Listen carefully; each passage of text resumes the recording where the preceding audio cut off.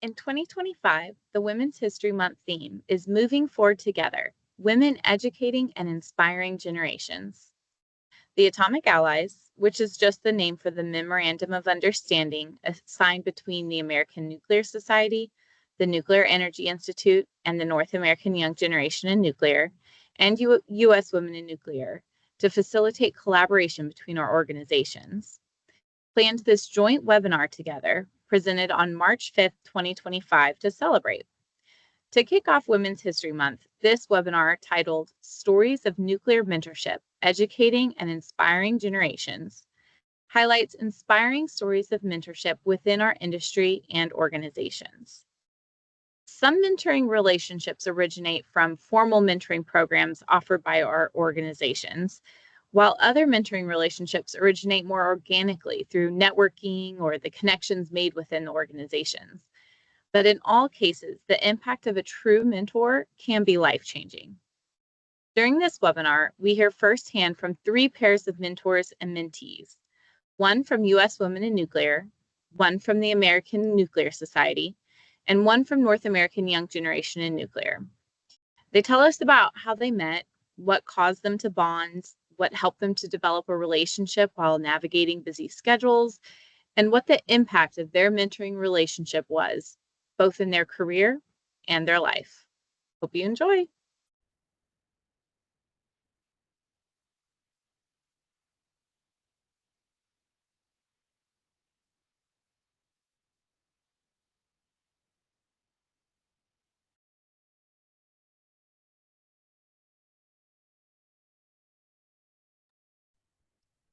Hey, everybody, good afternoon. I will give everyone just another minute as we let all of our audience members in.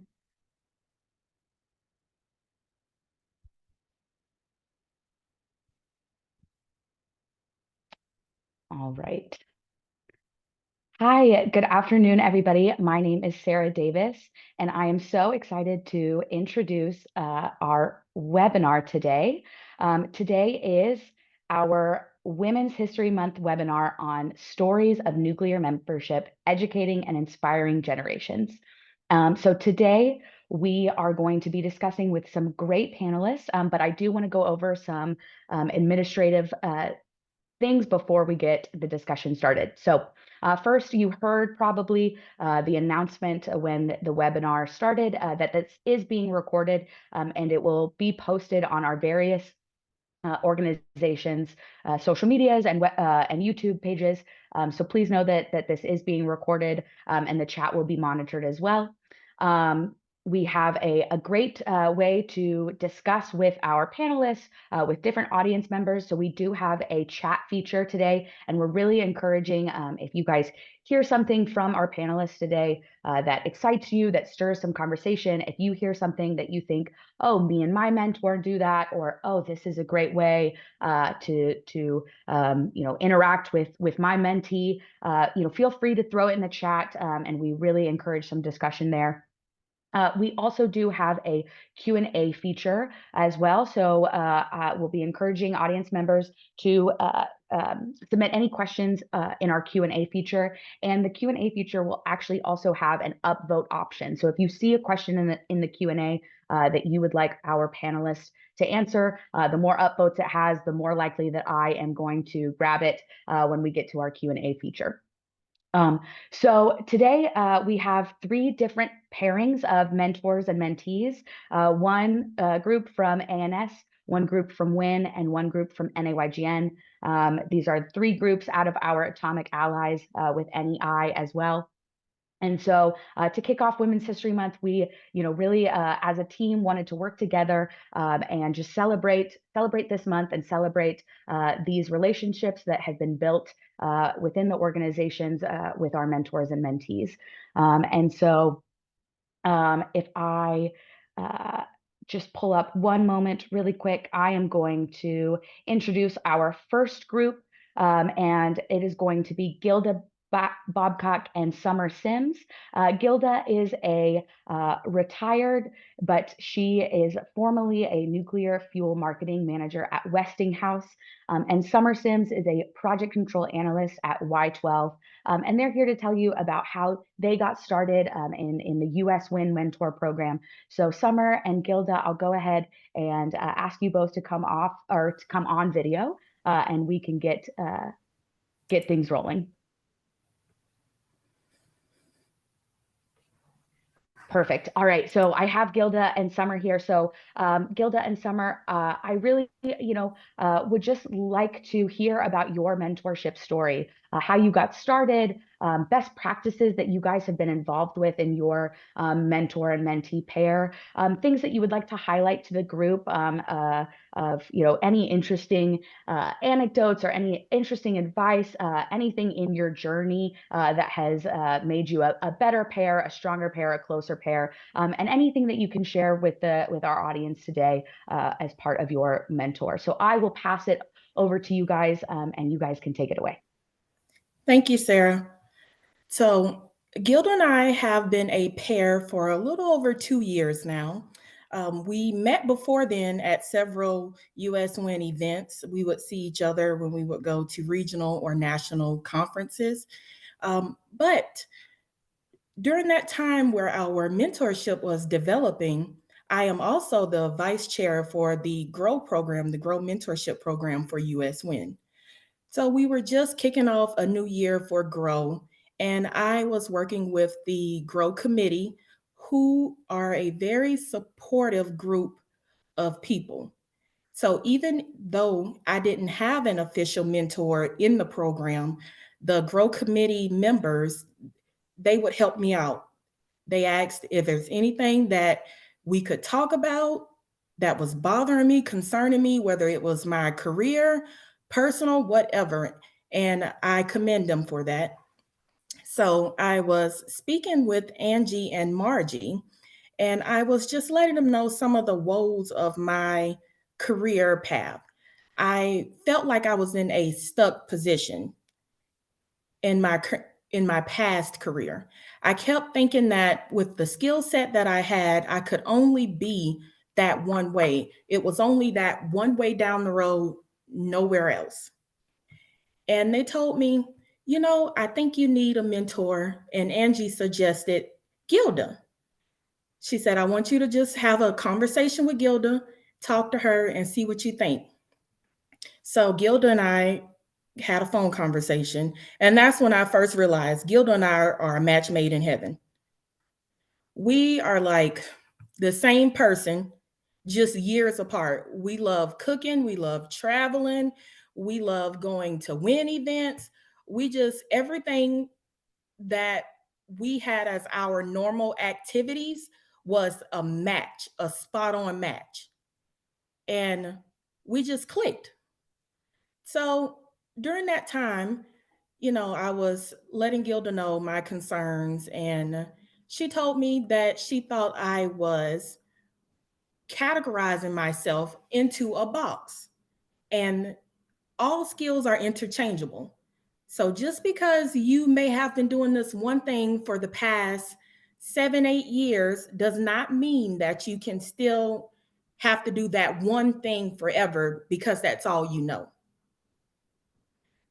Just her letting me know that my skill set can be used someplace else and giving me examples of what else I can do, it helped me to think outside of the box. I was so stuck on that one career path and that one growth journey, what I thought was working for me. So during our time, she has helped me with getting my resume together, my cover letters, and just anything that I had questions about, she was always available, whether it was text or phone call. Because like me, Gilda is always on the go for a retired person. So,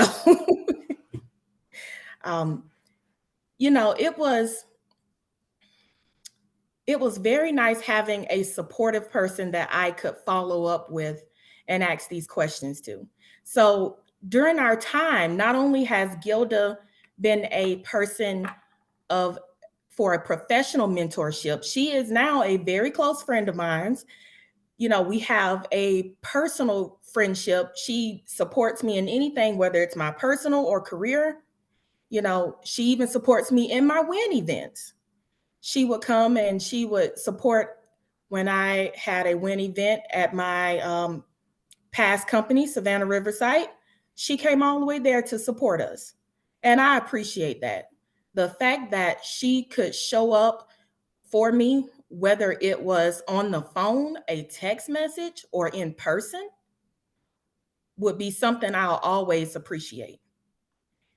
One of the things that I want everyone to know as a key takeaway from me and Gilda's mentorship is that everything's interchangeable. Everything's interchangeable. Even the skills, down to your knowledge, down to your wisdom, it's all interchangeable. Gilda has told me stuff that has touched my life. She's told me that I've told her stuff that's touched her life. Whether how significant or insignificant a discussion between a mentee and a mentor is, it's very impactful, whether you think it's significant or insignificant not. Gilda, do you have anything you want to add to our mentorship? Sure. So I have been a WIN supporter since the first year that WIN started, and just think it's such a phenomenal organization. And I think our pairing really demonstrates that, because I'm not sure if you caught it. I mean, as Summer said, she was working on the GROW committee. She wasn't actually actively putting in an application to have a mentor. I just don't want us to discount how important that is. And it's one of the key things with WIN, that the networking opportunities you have are just hard to match in other organizations. For her to have those casual conversations with Angie Howard, so one of the big people in the industry, just having those contacts is so important. And since they knew both of us really well, they were able to make that connection, that pairing. You might think that given that Summer was in a national lab environment, and I worked most of my career in a commercial fuel environment, that we might not have so much in common. But doing projects work for nuclear fuel is pretty much the same as doing projects work in somebody else's camp. And one of the things that we've really found through the years, it seems that, and not 100%, but to a large degree, if you're talking to a man about a job, he may have no background that seems readily applicable to it, but he'll still put in his application for it, thinking, hey, I could learn to do that. But as women, we so often want to have already done that job and demonstrated that we have the experience in it, versus, hey, I'm bringing all of this stuff to the party, and I may not be able to do it on day one, but by day 2, 3, or month 4, I am your best person. So getting that reminder of, hey, you've got the skills to go into it, that's what's key, and that confidence. And it's kind of fun to be a gloriously retired person, hallelujah, that I've been on both sides of the interview panel. So I've been the one who was interviewing, and I've also been the one who was being interviewed. So having somebody else who really, I didn't know what she did on day one. And so I'm like somebody else getting her resume. All I know is what's written on that paper. And some of those things that we say, they don't mean anything to somebody who isn't intimately involved in what you're doing. So having that really separate, fresh pair of eyes looking at the documents you're providing is really a helpful thing. And also those things that you just have to say, so what were you really doing though? You know, you said you worked on this project team.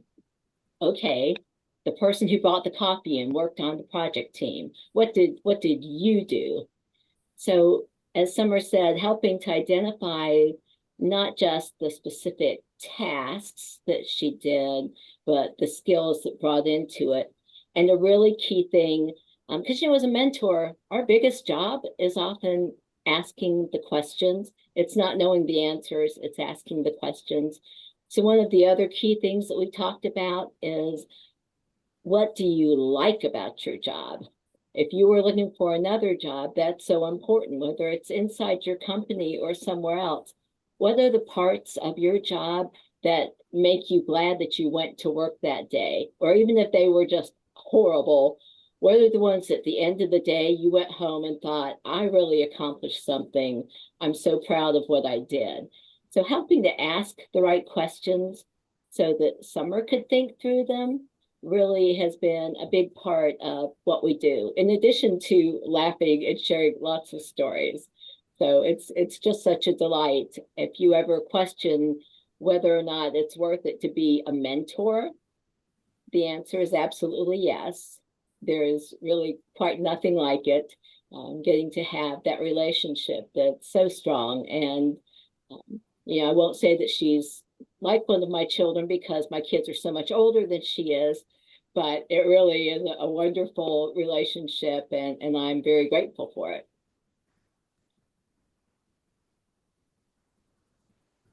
I'm just smiling from ear to ear back here listening to you guys, because you guys seem like such great friends already, you know, having different years between you, different experiences, you know, coming from different, you know, parts of the industry, but still a match, like Summer said, a match made in heaven. And it's so easy to see like how you guys talk with each other and about each other. But I think you both of you made a really interesting point. You know, Summer said that you know, she wasn't really looking for a mentor, and yet the community that she was surrounded with, you know, suggested and pushed her to do that too.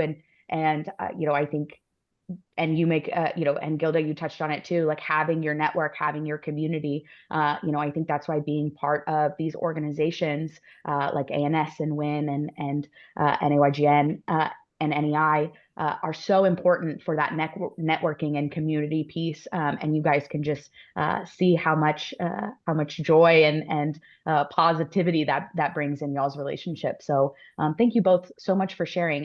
Is there anything else that you guys want to share before I move over to the next pair? Yeah, let me just add that that one of the great things about the GROW program that we have at WIN is that if you're one of the hundreds of members of WIN, you might not know Angie Howard or Margie Barnes for them to be able to say, hey, you need a mentor, and Gilda and you would be a good match.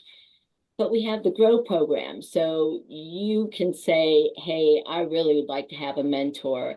And then the forms that you fill out, so they talk about who you are, allow that committee that Summer's on to do that match for you. So you don't have to have your pre-established network.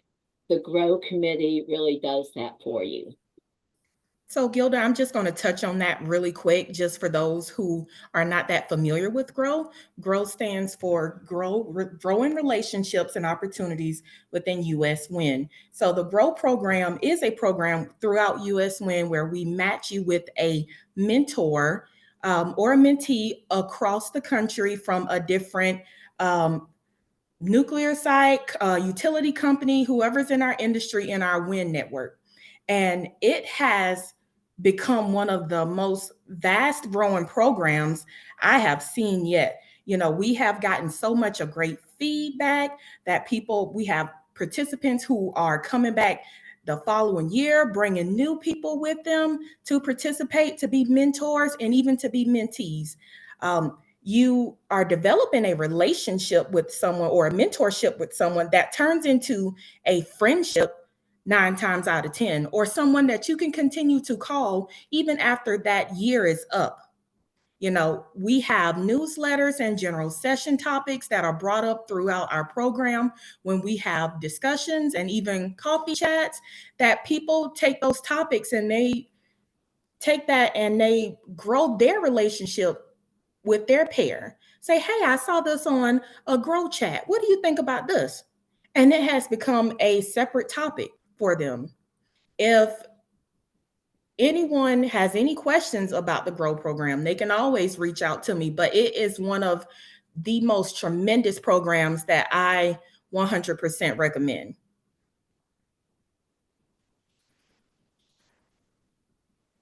Absolutely, Summer. It sounds wonderful. And, I want to encourage our panelists, please share what brought you together. Share your mentorship programs that you have in your organizations, because, we're all here to learn. We're all part of these different organizations. And if we can get involved in these mentorship programs or these different programs that bring us towards, different communities, different networks, different mentors or mentees, we are just going to be so happy to hear about all of those different avenues. So the Grow program or the Grow committee, Grow program or committee? Should I use The one or Grow the other? program, and within it, there's a Program. separate committee. But the committee is Perfect. awesome too. You can't have a successful program without an awesome committee, just saying. So Exactly. Well, thank you so much, Gilda and Summer. I really appreciate you sharing your story. We are going to move over to the next set of panelists, and that is going to be from NAYGN. And so I'm going to introduce Monica Block and Caitlin Mildy to step onto the stage, as we're calling it. If you all could turn your videos on. So Monica is the Senior Engineering Manager for Strategic Projects at PSEG. And Caitlin is a mechanical engineer in the Operating Plants Mechanical Systems Group at Westinghouse. And they, I believe, were set up together through our NAYGN AMP program. But Caitlin and Monica, same to you all. If you want to share your mentorship story and any key insights or highlights that you want to share with the group, please feel free to do so, and I will let you guys take it away. Thanks. Yeah, thank you, Sarah. So as Sarah mentioned, Monica and I were members of the Atomic Mentoring Program, or AMP for short. So that's through NAYGN and I believe ANS. So we were paired up together 2 years ago. So similar to Grow, I applied for the program and was accepted. And then we were paired up by a committee.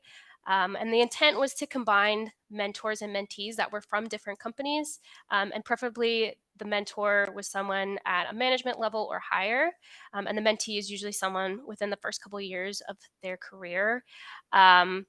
So AMP is a very structured mentorship program. We used a booklet that's set up for 11 weeks, and essentially you can span that 11 weeks as long or as short as you wanted, but each week had specific instructions for us to go through, and activities to do, and topics to talk about.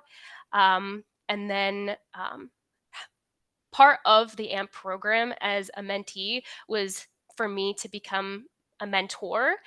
So halfway through Monica and I's mentorship, I actually was given a college student for me to mentor myself. And so that was a really interesting change, like a little interesting part of the program, to have both the experience of being a mentee and a mentor.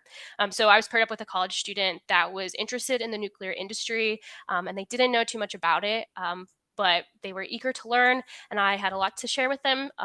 So that was a really great experience for me on my end. So after we finished up our 11-week program, Monica and I actually chose to continue our mentorship. So we would have pretty informal conversations about once a month. And so we continued that on for a couple months before both of our schedules became crazy and we ended up having to cancel those. But nowadays we really keep up mostly on LinkedIn. And last year in the summer at the NAYGN Continental Conference in my hometown, Charlotte, North Carolina, we were given the opportunity to meet in person for the first time. And I think that was incredibly rewarding to get to finally meet someone in person that you'd been sharing so much about your life with. And while we were following a booklet for the majority of our conversations, a lot of our conversations ended up just divulging into personal matters, just advice on career moves.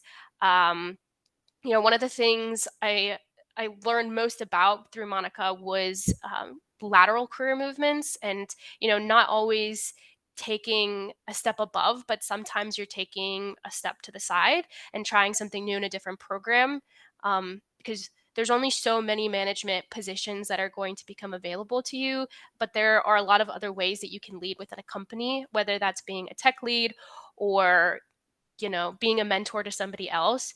And so, through Monica and I's conversations, I was actually able to learn a lot about my options within our industry. And, whether that means I stay with the same company, I move to a different company, she was able to share her experience in that. And I thought that was very valuable. And it's not something that you'll often hear about within your same company, because a lot of times your mentors within your company want you to stay there and they don't really want to see you move anywhere else.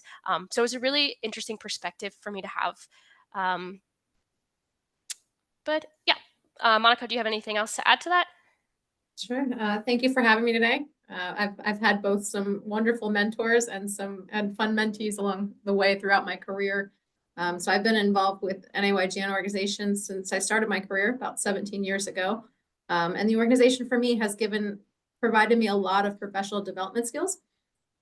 Amanda Lang, who was the NAYGN vice president directly behind me, created the wonderful program Caitlin described, the Atomic Mentoring Program. So that program has enabled me to have now 3 different mentees over the last few years. And for me, it's about giving back those skills that I've learned throughout my career. I want to be able to provide to others. I also have learned a lot of things the hard way. So I want to share those lessons learned with my mentees so that they don't have to learn them the hard way. And I absolutely agree with you, Gilda, in terms of, projects work is projects work, regardless of what you're working on. That was a point of relation for Caitlin and I. We both support projects, her as a vendor and me at a utility, but both in the project management world. So quite a bit of project support. And that was something that we could talk about often. And then one of the things that I want to share with you is that most women are willing to help other women. So if you have impressive boss ladies in your workplace at your companies, don't be afraid to reach out to them and pick their brain. If you need a sounding board or you need some advice on something, most of them are more than willing to take the time to talk to you. Yeah, I think building off of that, I think it's really important too, if you're, in an opportunity where you're at career fairs or, you're helping to choose new candidates for your company, like in particular, making the women that you're seeing feel comfortable and know that there are more of you in this office, in this company, because something I've had the pleasure of being on a couple different candidate interviews for entry level positions and different internships, and I've had the amazing chance to be able to share what our company does and how I feel supported as a woman in our company, and how some of the reasons I chose the company that I did is because my manager is a woman and I see a lot of other women in management positions, and I think it's really important to be able to see, okay, this is something that I could see myself doing in 10 years, like moving up to the management position because I have women role models within my company that are doing that as well. So I think it's really important to, even at whatever position you are in your company, being able to make a bit of a difference that way.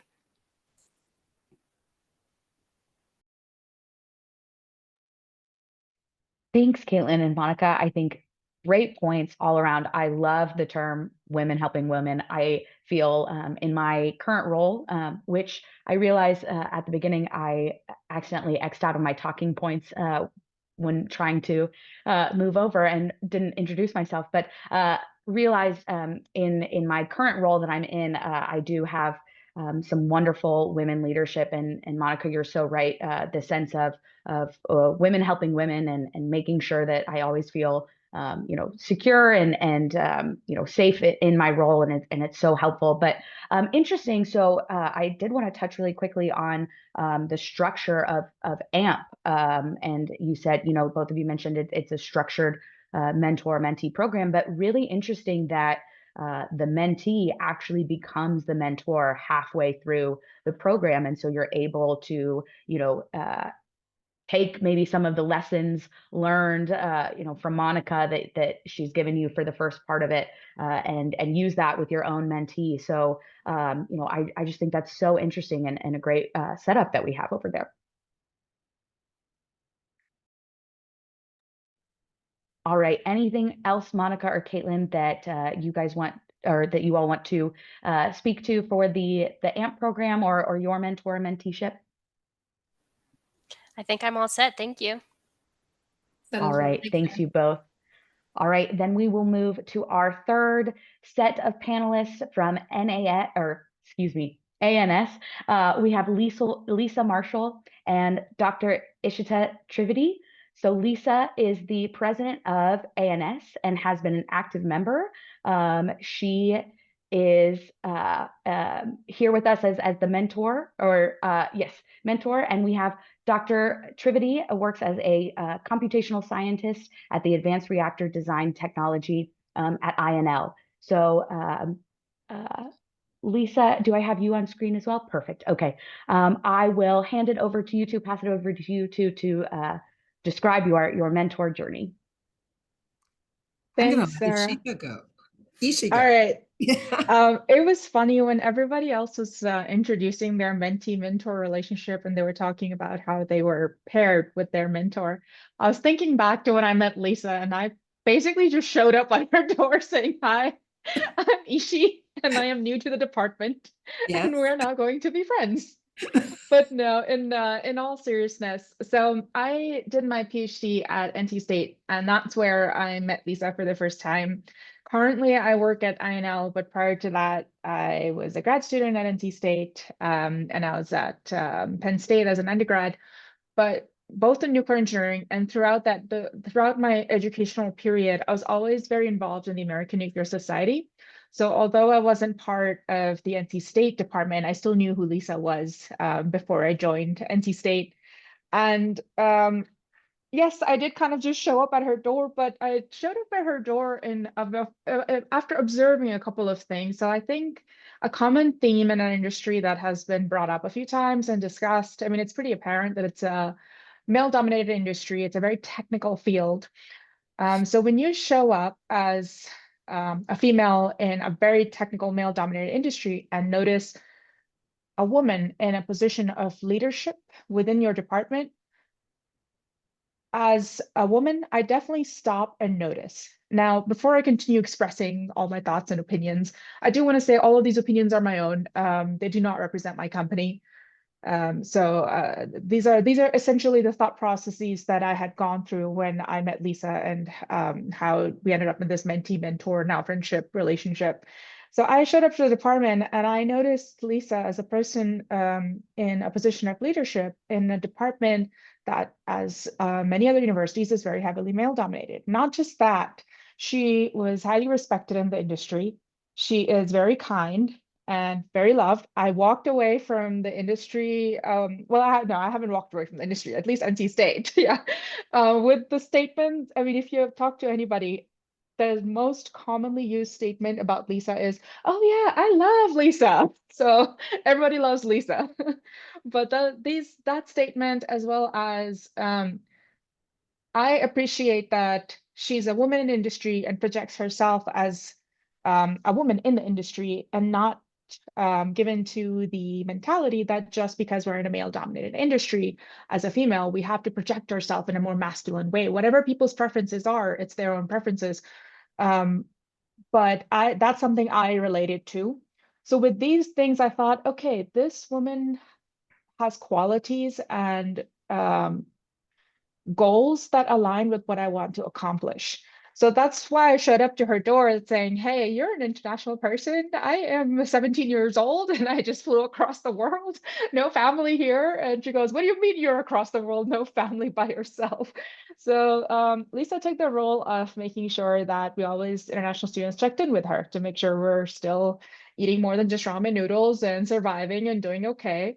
But that started a conversation around what my goals are, what my dreams are, why nuclear engineering, what I want to accomplish.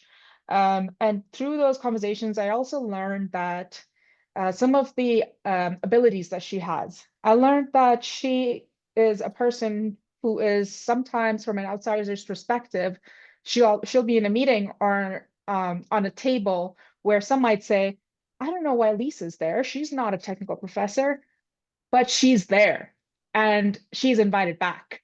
That's something I wanted. That's something I wanted to learn. How do you get to that position? So to me, those aspects were really important in finding a mentor in the industry, and of course, finding someone I can learn from. I wanted to find a mentor who can guide me towards where I wanted to be. As an international student, every decision you make is very intentional. Coming to the US was intentional. Being in Idaho is intentional. Sacrificing family, a lot of sacrifices go into where you are: family, money, resources, time, etc. So I wanted to make sure that I was looking up to somebody who was representing what I wanted to accomplish in my career. And that's exactly, it was like Lisa being presented on a silver platter at NC State, because I showed up and she's right there in the building. So I showed up to her door and we chatted. She was always there for me. She was there for my personal issues. She was there through my professional issues. And then I started learning some of the things from her. I learned things like, you catch more flies with honey. There's these statements that are always in my mind, that always be humble, catch more flies with honey, and utilize your professional currency. She also showed me that the things that she said, she actually practiced it. And that's why I respect her so much. And that's why I think our relationship evolved into our friendship. A classic example of that is we all have difficult relationship in our lives, professional relationships. We have bosses, mentors, mentees, employees, etc. And not all of them are always perfect, but we still make them work. And the statement I walked away with there was, learn what you don't want to do in the future from that relationship and always pay it forward. What mattered to me is that these weren't just words. You catch more flies with honey means you must be humble and listen to people and be kind. I saw her practice that, and that made me respect her a lot.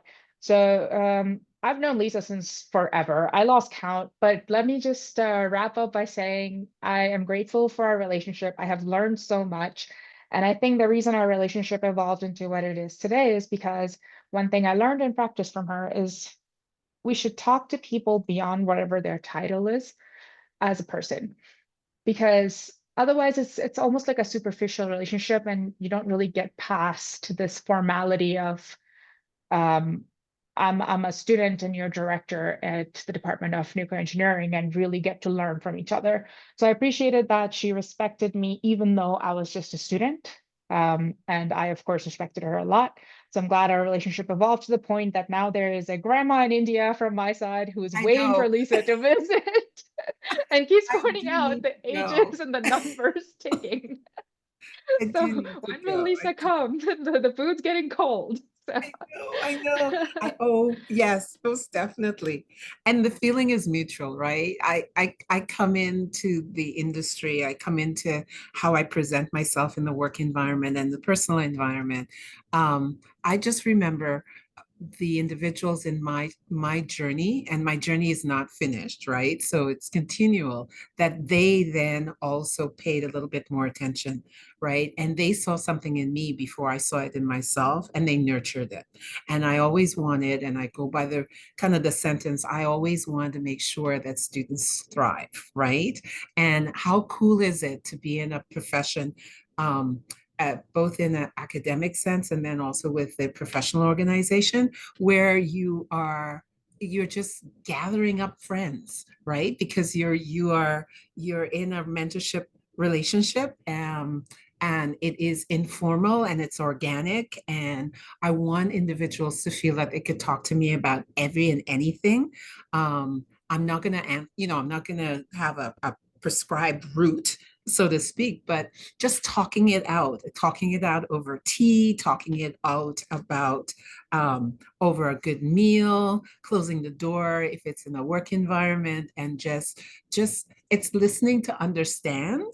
And I get as much out of those types of relationships because I look and see how many friends I've made because they graduate and they go away, right? But then we meet each other in professional spaces, and then we make sure that we have a location where we can kind of connect with each other, right? ANS doesn't have a formal mechanism for it, but I think through our divisions and our committees, right? And Ashita is now the chair for 2 of the divisions. I am so proud, right? The Education, Training, and Workforce Division. And I remember when we were doing the ANS conference, going to host the ANS student conference on campus. And the individual that had the helm at the time went and graduated. And we hadn't given the class yet. So you're looking around and you're trying to see who would be ideal for this position. And Ashita rose to the top, right? And I remember her saying, it's like, me? And I'm going, yeah, you, right? That whole idea of seeing something in someone before they see it in themselves and being the support mechanism so that then they can fly, really. And that then kind of, it just helped to solidify even more so. And then also she's the chair for the young members group for ANS, right? And that's another position where you're able then to impact students as well as young professionals, right? So we take a lot of what from our relationship, and I, at times you can try to force mentorships and it becomes very mechanic, or I've chosen to look at it or to approach it a different way, right? So it's informal. We're going to talk about things that are directly related, are not at all related. It's almost like becoming family. And it is becoming family because I owe her grandmother a visit, and her grandmother is very getting cold. about me getting there. And I have other individuals that their grandparents and their parents, right? We're friends in addition to me being in the lives of their precious ones, right? That you're helping individuals to grow, and they are then helping you to grow. Because some of the questions that I would ask or comments that I would make, it's like, yeah, I really should pay a little bit more attention to that honey thing in some of my situations, right? And you're just, it's really about the casual conversations. They come up when they need to come up. And it's an opportunity to check in with each other and to develop a relationship where you move from being student and professional staff members to being friends, right? And being colleagues. And then you almost just keep on growing that group of paying it forward, right? Yeah, Individuals, definitely. right? So we do it automatically. The roles have been reversed many a time. So I've come to her, I was like, okay, I gotta make a decision, right? And tag you're it.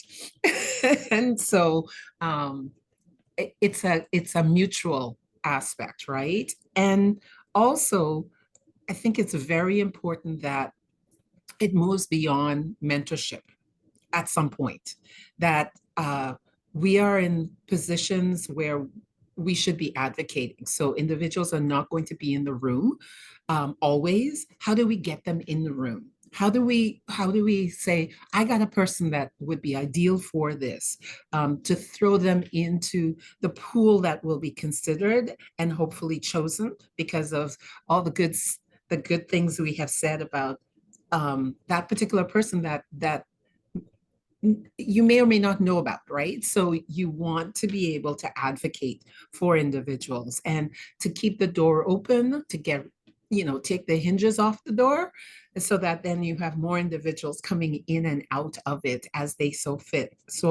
see fit, right? So I just wanted to add that additional piece because I think we sometimes stick at mentorship, and mentorship is crucial.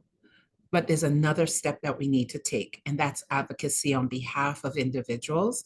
And then the other component of paying it forward. So it's not that we get comfortable in our relationship only, but now we have our marching orders, so to speak, to continue Yeah, this how to path. move forward. To add to your point about mutual respect, I think that was something that made me want to come back and seek more mentorship and grow this relationship, is that when I was interacting with Lisa as my mentor, I never felt like I was interacting with her as my superior and that I am just another student that's lower in the hierarchy.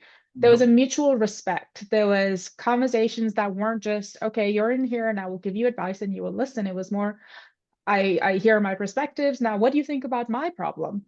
And it made me feel like, okay, this person actually respects me enough, regardless of the difference in age, career, etc., that they're asking my advice on their situation. And I think there's a lot of value in that, because Lisa mentioned I'm the early career, I'm the young member group chair right now.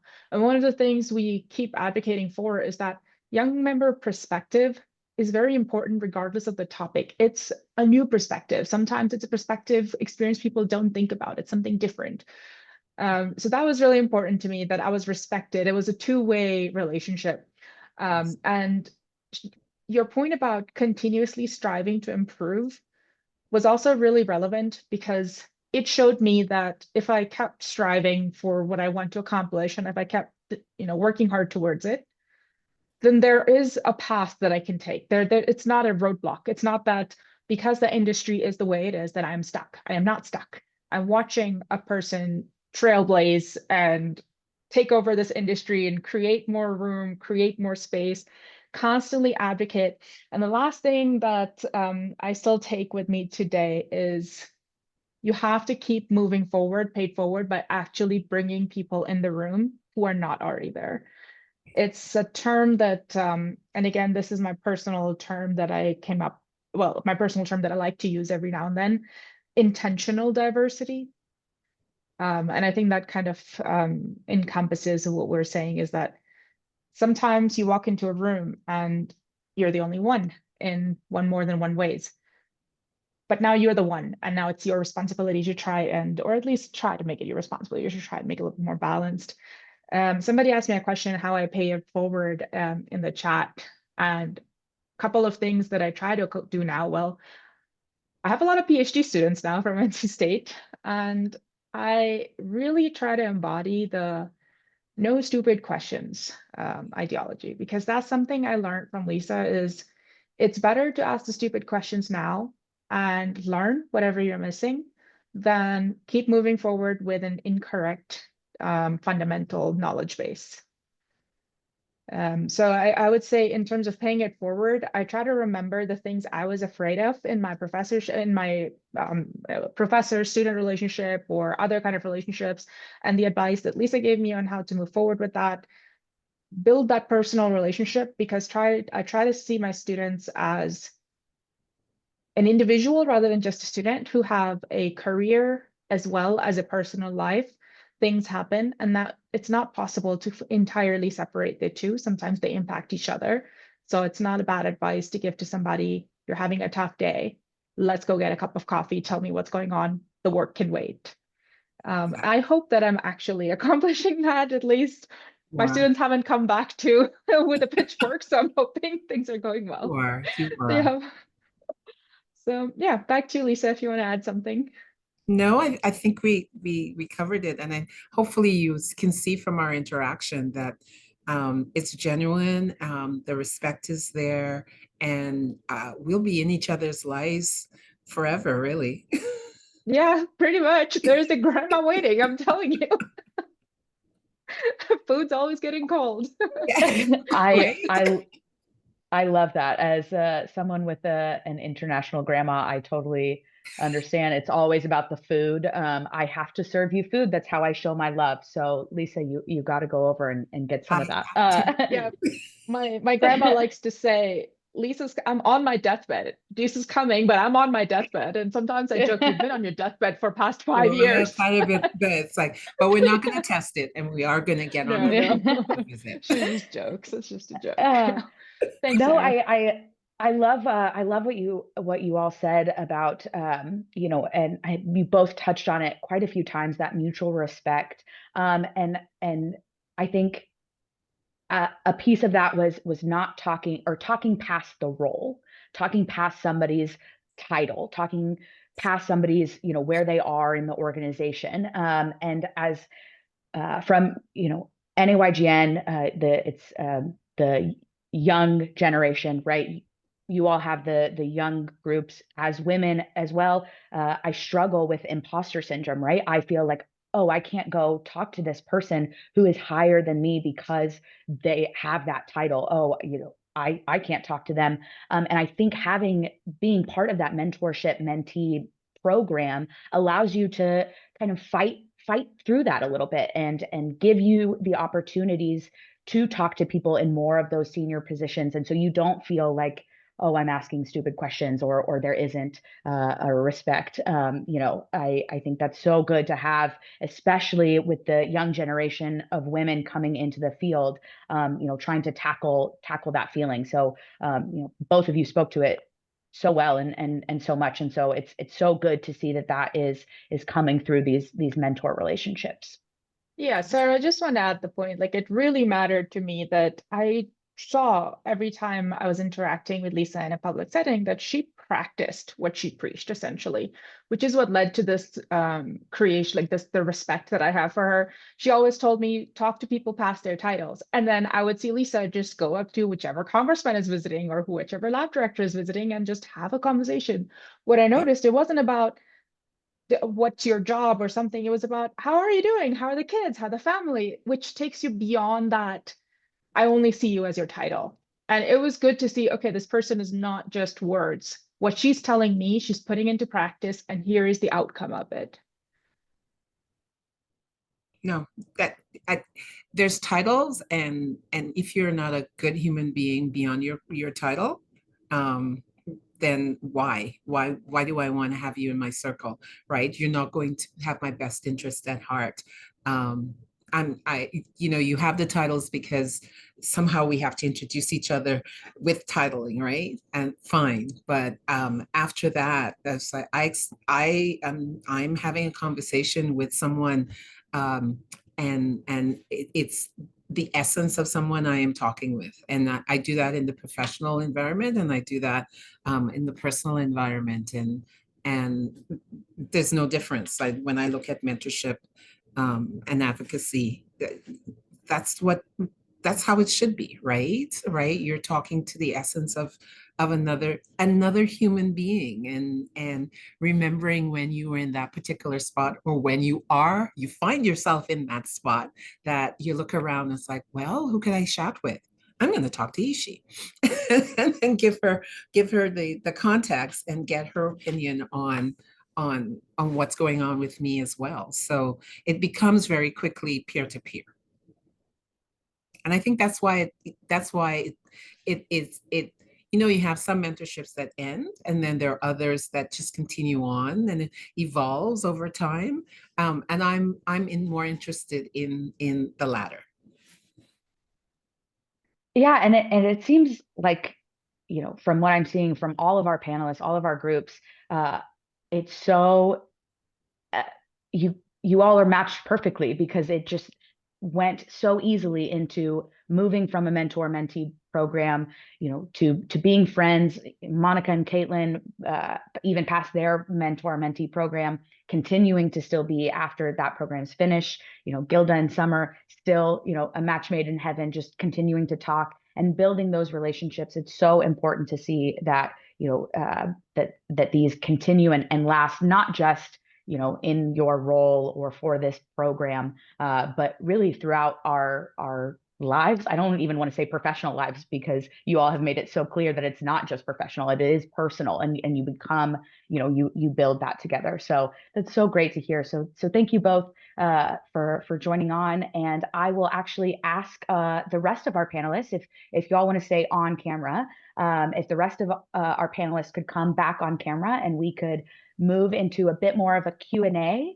And so again, for the audience, if you do have any questions, I did see one come in the chat that I believe that we answered, but we do have a Q&A, so I'm going to start there. I also have some questions that I was writing down on my end, because you all just gave such great answers, and I wanted to pick at a few different things. But I'll start with the audience Q&A, and so if you all have more questions, please populate that. But I'll go ahead and ask, how do the panelists deal with trying to walk the line between overconfidence and imposter syndrome? So I mentioned, I have imposter syndrome. Monica and I have talked about how that before in our conversations of NAYGN. So, and I think Gilda spoke to it too, with how women tend to want to make sure that we have all of the qualifications before we even apply for a job, whereas maybe men are 50% of the qualifications, so I can go.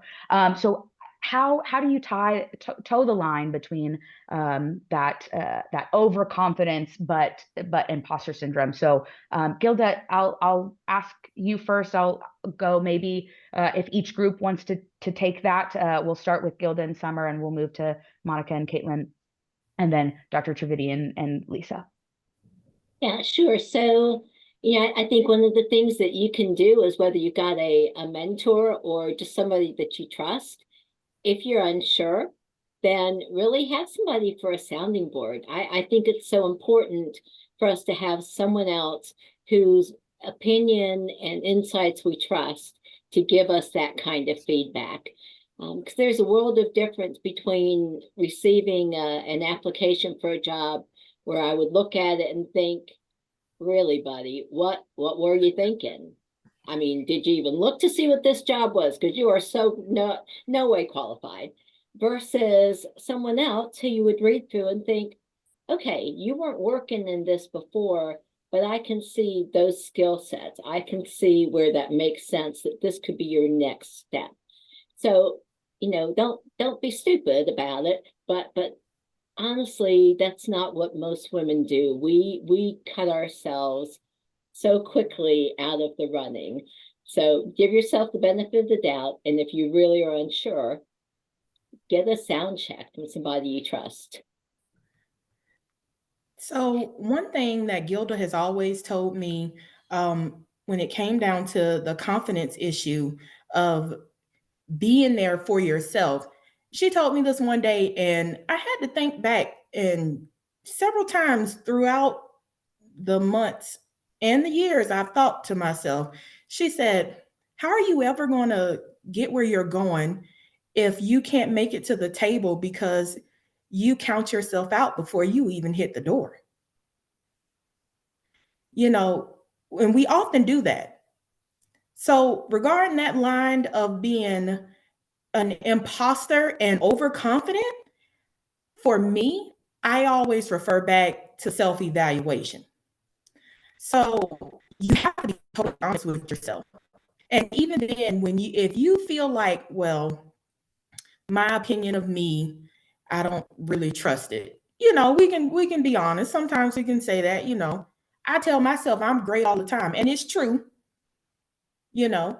but having that person, as Gilda said, to be that sounding board and to be 100% authentic with you. You don't want someone that wants to tell you what you want to hear constantly.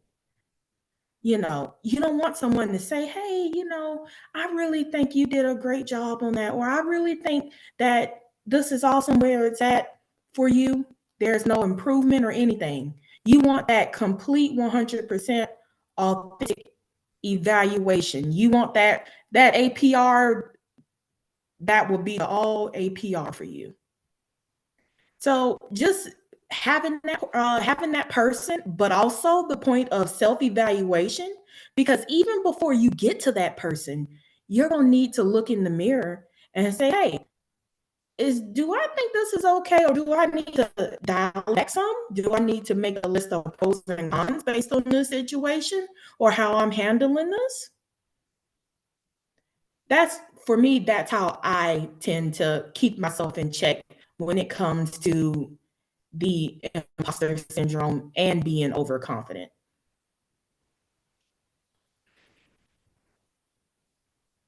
Yeah, I have to echo everything that everyone else has said. I always say to students, don't disqualify yourself. Put your name in the game, right? If they don't see the match, then it wasn't meant for you, right? But don't you don't take yourself out of the application pool.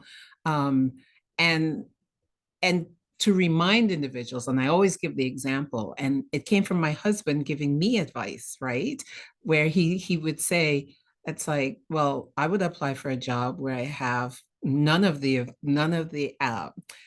key components of it. If I get it, I can learn it, right? And I can learn it before I actually step into the job. And I looked at him, it's like, you do that? And he says, yeah. And then he says, don't you? And it's like, no, I'm looking at the criteria and I'm ticking off each one of them, either in a actual job situation or volunteer situation. If I don't have an example, I'm not, if I don't catch as many of them as possible, I'm not applying for it. And he's taught me a lot in that sense. And I guess I bring that up to say that sometimes we have to, we're looking at female mentorship, female male mentorship to get a better understanding. There was a book way back, men are from Mars and women are from Venus. I swear there's some truth to that, right? Because they process in a different order than we do, right? And in this environment, Anisha has said it, and then we've all said it. This is a more male dominated field than and other ones, right? And this is the one that we're in. So understanding of it, and I was talking with someone for a podcast, and I said, leap, right? We've got to feel confident in just leaping. If it doesn't work out, it doesn't work out. But leap. Unless we do that, we're not going to know. And I have to take my own advice, but the more and more we say it to each other, and right, and also the other part of being honest, finding that right person that will tell you when that you're over exaggerating on that, or critique you in a thoughtful way. So it is not to injure the individual, but to give constructive feedback, so that then it's like, oh, okay, all right, so this is how you see this. Maybe you're right, right? From that angle and how they've said it to you, that then, all right, I can go back and I could get the experiences in this area, so that then I can apply, if it's a job, in a job situation, and then I can be more prepared for the next time that opportunity comes around. So I totally agree. Lisa, I was sitting here smiling because literally the first sentence I wrote on my notes is take the leap. The exact same thing you just said. But yeah, in terms of, I don't know that many people who don't experience imposter syndrome. And one of my mentors here at INL told me once that when you're surrounded by a lot of high achieving, high performing people, imposter syndrome is part of the deal, because everybody is equally good, or everybody is very good in whatever they're working on. But I learned it's important to be humble. And I learned from Lisa that if you think you have bare minimum qualifications in your eyes, there's nothing wrong with asking. Of course, there are situations where obviously that's not the position you're qualified for, but I think sometimes we undersell ourselves by thinking we're only bare minimum qualified, whereas from the other person's perspective, it might be more. And I think it is important to take that leap and ask. Worst case scenario, it's a no. But most people are polite and kind enough that they won't just say, how dare you apply for this position? They'll say, we humbly decline. So I think it'll be okay. But the other thing that makes a big difference in imposter syndrome, at least personally speaking, is knowing that people that are on this panel who are so much more experienced than me experience imposter syndrome. I have heard personal stories, countless of them, from people who are on assistant lab director level, president of ANS, et cetera, who are so much higher in their career and so much more experienced that even after all of that experience, they still deal with that. So it makes it a little bit more okay and manageable for me to accept if they're still dealing with it. I think it's fine that I am also dealing with it. This is a passionate topic for me. We host a lot of seminars and webinars on imposter syndrome. No, I think that's so important because, you know, I have to always remind myself I wouldn't be in the room or be put in a position if those around me didn't think that I was qualified or that I wouldn't do a good job. So I really just have to trust not only myself, but those people that are in my leadership roles within my company or within my organization. They are the ones that make those decisions. And, if they put me there, then, who am I to, disagree with them? But something my dad used to always tell me growing up was, no news is good news. So if you're not hearing negative reviews from anybody, your boss or whoever, then you're probably doing a fine job, and you're probably just they can trust you to do what you need to do. And sometimes, that advice was helpful, and other times in my, you know, people pleasing mind, I hated that. I really liked having someone tell me, you're doing a good job. Like, I really look forward to quarterly reviews so I can hear feedback from my manager. And it's just something that I have to practice constantly every day, reminding myself, yeah, you're competent. And while you do make mistakes, everyone around you is also making mistakes, and it might be the first time you're doing something, but as long as you're not continuing to make the same mistakes, you're probably doing better than a lot of people. So I think a lot of it is just getting your mental, fortitude and saying, yeah, I I need to trust myself and trust my background, um, and trust that I am here for a reason, and I'm qualified to be here. I absolutely agree. I've been in both positions where I felt like I was overqualified and, the overconfidence kicked in, and I've been in positions where I felt like I was underqualified and felt the imposter syndrome set in. And I think the biggest thing is the self-awareness piece of when you're in those areas where you feel like you're overqualified or you're feeling overconfident. It should absolutely agree, being humble, but being self-aware and realizing, hey, maybe I'm now at the point where I'm more efficient at doing this thing that I'm working on, where I have bandwidth to take on something extra, to push myself, to get involved, to be a mentor to people who, want to learn the skill set that you feel like you're overconfident with. And on the other end of that, when you're in a position where you're not feeling as confident and you have imposter syndrome, asking the questions, having the self-awareness to realize, okay, I don't know this. I'm out of my comfort zone, but hey, I know this woman over here who used to do that job. I can ask her, and I can go into the mentee space and say, hey, can you be a mentor for me for this specific thing? I'm not as comfortable in this realm. Can you help me gain this skill set? And if I could add one more thing, it's really key for us to look at the whole person. The person that you are and your leadership skills don't just happen in the office. So, have you done a leadership role? Well, that's part of what these professional organizations are so good at giving opportunities for. So, did you lead a team? Great. Did you organize your family reunion? When you're looking at yourself as an imposter, look at your whole self. It's not just when you're sitting in the office, it's everything you're doing in life. So give yourself credit. And, honestly, I always tell people all the time, what did you do and when? Did you reflect that in your performance review? If you did a leadership role, put that down, because it's something I would look at, and those things count too. Absolutely. Great advice, everybody. And I think, the general self-awareness and humbleness that we have. I read once that it's not true self-awareness if you're only pointing out your flaws. You also need to point out your strengths, and like many of you said, you have a reason, you deserve to be there. You're at the table, and we've talked about advocating for others. Now it's your turn to pay that forward and advocate for others. So great advice all the way around. We have another question coming in from the audience, and this is a big one, because I think this is one of the things that limits us in our mentor-mentee relationships is our busy schedules. So would love some advice on how you all really carve out time and make space for the importance of mentorship. So maybe I'll go backwards, maybe start with Caitlin and Monica, and go the other way.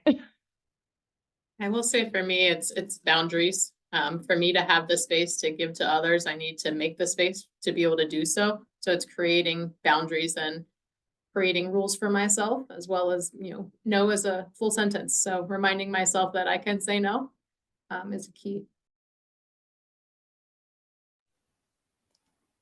Yeah. Oh, I'm trying to think. I think Monica stole my answer.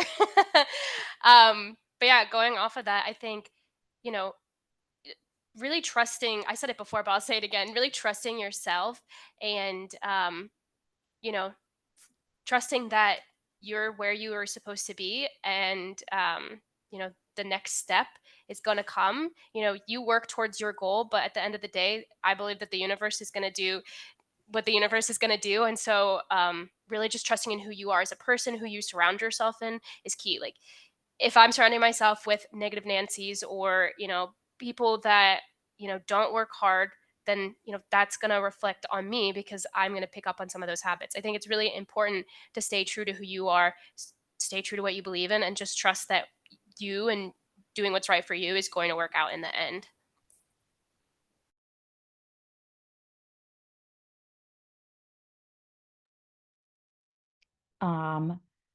Lisa or Dr. Trivedi, do you have anything to add to that? My philosophy has always been people first, period. So and it could be a function of the environment I work in, in an academic environment. The students are always first, right? So if my door is open, or somebody knocks on it, unless it is something that if I don't get it off my table at that particular moment, I'm going to pause and if it's a short conversation so that we're making agreeing on a particular time, or we'll come on in, close the door if it's a private conversation, or sit. And I'll get individuals that will say, I'm sorry to bother you. And I will constantly say, you're never bothering me. I think that things have to be put into perspective. And for me, people always come first. So I will take a minute to just check in to make sure that it's not a life and death situation and we can rebook it. Or if it's a moment we've already started to talk, we can have this conversation now. And students know me very well, walk and talk. So I have to get to somewhere. Come with me. Come on, we can answer these questions on the way. I'll jump off of something Lisa said again, because she establishes the stage perfectly. I think it is important to build that trust factor in order to be able to carve out that time. And for something like you're never a bother, the more you say it, the more it registers in people's heads, I think, especially when in a situation where you're a student and you're talking to a faculty member. So eventually it sticks, like, okay, they're busy right now, but I'll go knock on their door. They'll tell me, okay, I'm free after so-and-so. Or if I send my mentor a message and they don't reply, I have built the trust that I know they will get back to me when they have time or they can see it, because people have busy lives. But this kind of trust, especially combined with imposter syndrome, doesn't come automatically. What comes automatically is, oh my gosh, I wonder if I bothered this person too much and now they're ignoring me and they hate me and the whole world is over and blah, blah, blah. So I think the trust is key. I'd been trying to get a hold of Lisa as a very recent example for something at the ANS meeting, and she was very busy, which I know she is. And one day she called me at, I think, 8 p.m. my time. I'm like, she's still awake. So, but I know that she wasn't ignoring me. That's proof of it, that she will get back to me as soon as she has a minute to. But I think it all comes back to trust. You have to build that trust through constant communication. It's like marriage counseling. That's a good one. Communication. Communication. Yes. I love that. Summer or Gilda, do you have anything to add? Yeah, so I'm just going to go a little bit different with my answer. When you're paired with a retired lady who is always on the go, you have to figure out what time zone she's in. So But Gilda and I have worked it out to the point where we trust each other to respond. If it's a regular check-in, we kind of get something on the calendar a week or two beforehand, and if something comes up, we give each other the courtesy of, hey, I won't be able to make it during this time, with a text message or so. I feel that it's important for a pair to establish that boundary and relationship with each other, whether y'all are on a set basis or a set and emergency basis too. Like, hey, I got something that I got coming up tomorrow, but I need a little bit of advice today. Would you have time to talk with me? And feel comfortable to send them that message. Don't ever think you're a bother. Like Lisa was saying, don't think you're a bother.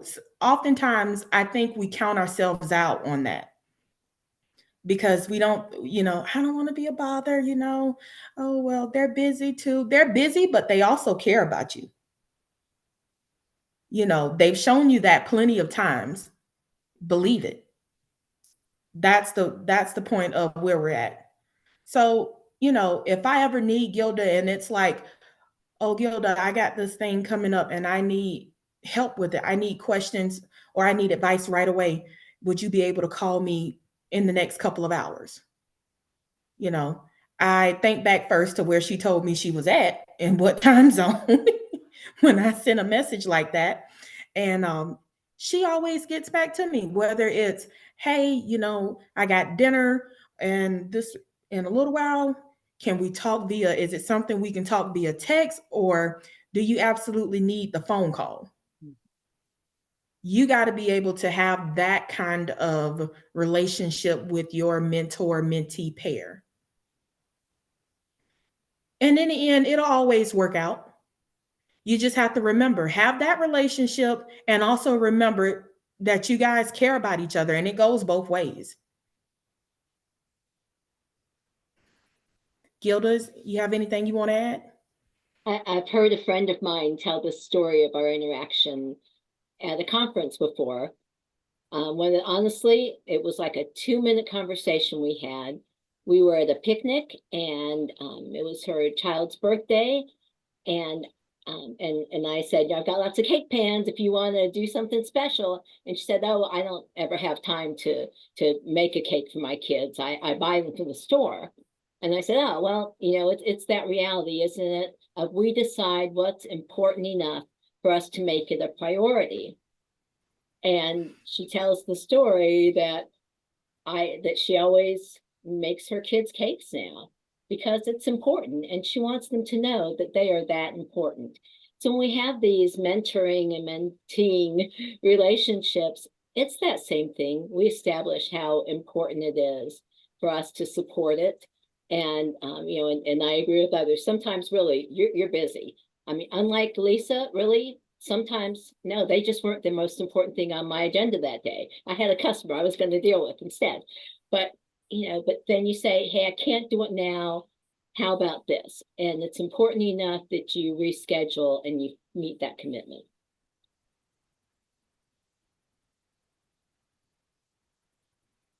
I want to add something based on a message in the chat. I like that my marriage counseling analogy really took off, but I think it is also important to acknowledge that not every mentor-mentee relationship is the right one.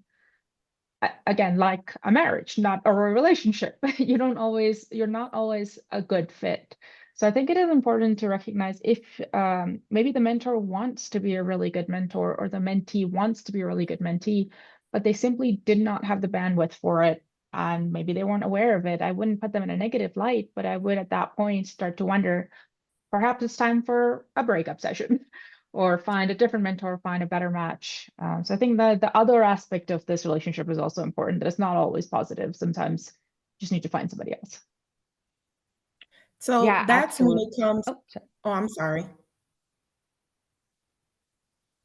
Did I cut someone off? Nope, you're all good, Summer. Go ahead.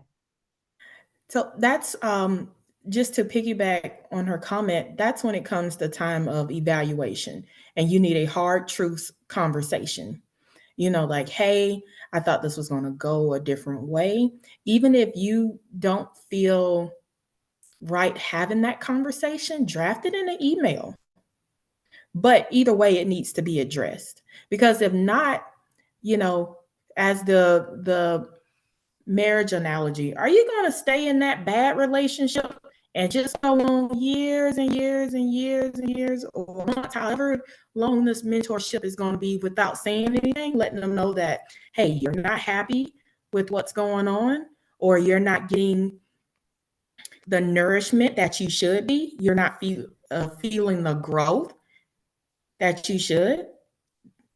Because that's when it comes, that hard truth conversation needs to be brought up. And that's the best way. It's nothing wrong with breaking up with your mentor. It's nothing wrong. Maybe you guys weren't a match.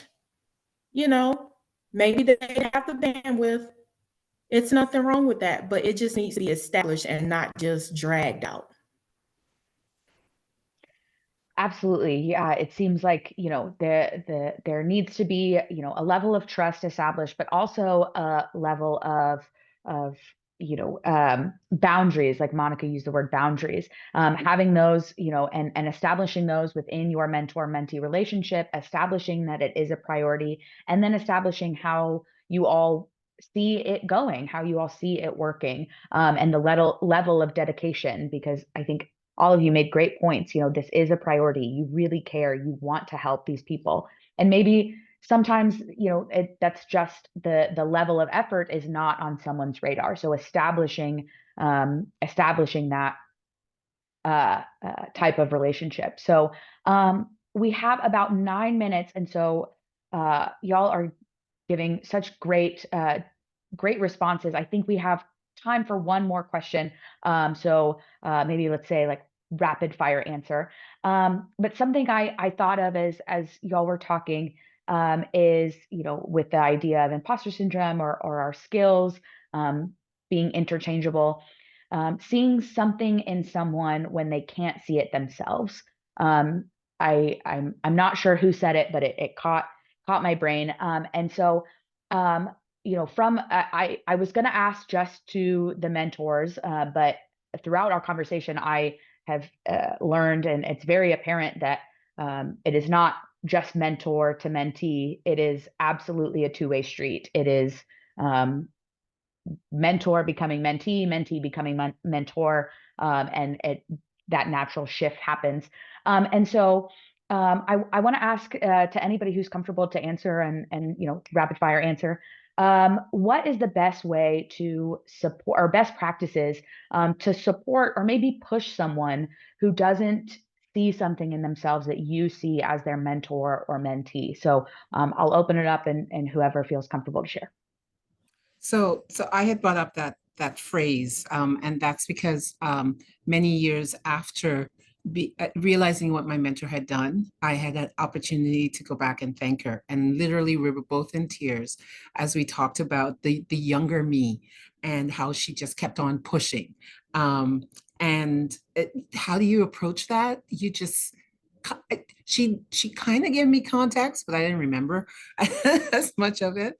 But to give context as to why we're pushing you, right? Because we need you to have these experiences. We think that you are well suited at this point for this experience, that you bring a different perspective to the conversation, and that you needed to be at the table.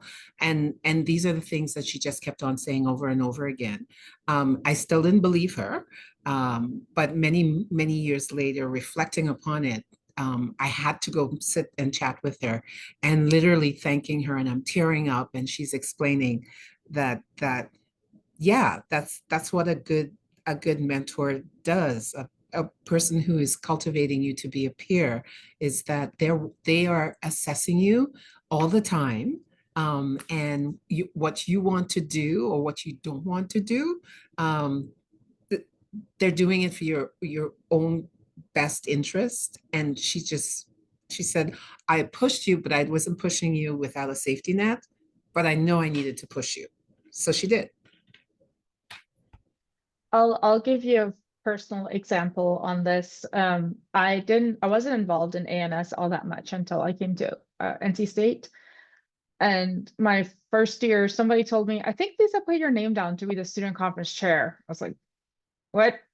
And eventually I went to her office. I'm like, what do you mean you put my name down? She's like, oh, it'll be fine. It's just a bid. We don't even know if we'll get the bid. Okay, she played it down. Then we got the bid. Like, what do I do? And so from that day to today, I'm very involved in ANS beyond what I thought I would ever be. I was involved technically. I would submit papers, but I never took the role of chair, division chair, etc. One of the divisions that I'm chairing, education training and workforce development, Lisa is the past chair of it. Never thought I would be qualified for a position she led before. So I guess one way would be just if you see potential, you put the person in that position. It's like, I know the birds, they just throw their offlings, their babies off the nest, fly. So you hope they fly. Otherwise, you're there to catch them if really needed.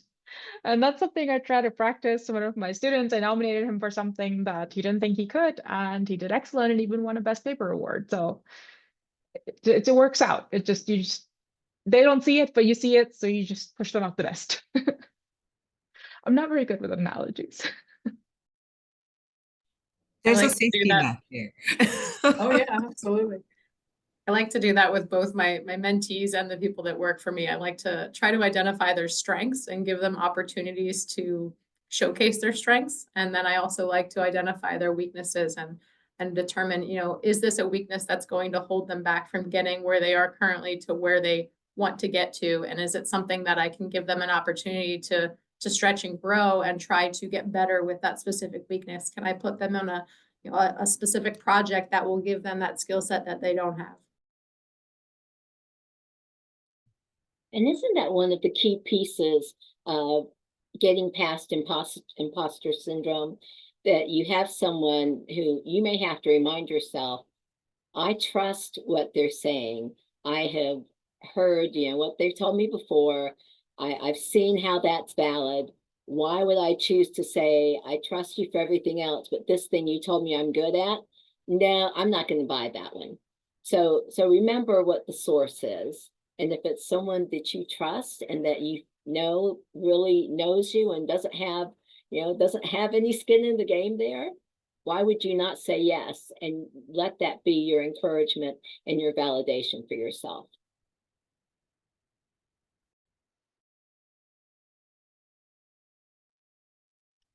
Amazing. Thanks for all of that. I am going to take it, and I've made notes. I'm typing. I know you guys can see me typing on my little screen.